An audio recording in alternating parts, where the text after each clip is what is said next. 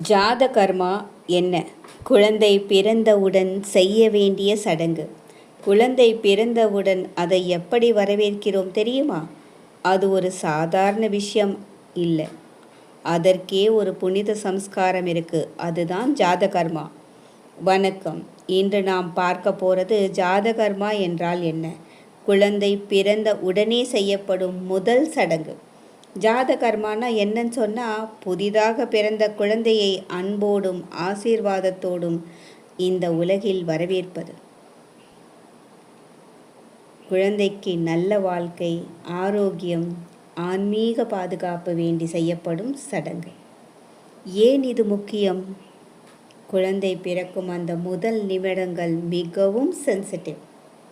அந்த நேரத்தில் பாசிட்டிவான வேர்ட்ஸ், நல்ல பிளெஸ்ஸிங்ஸ் கிடைக்கிறது, நல்ல எனர்ஜி கொடுக்கறது, இது எல்லாம் குழந்தையின் மனதிலும் ஆற்றலிலும் பதியும்.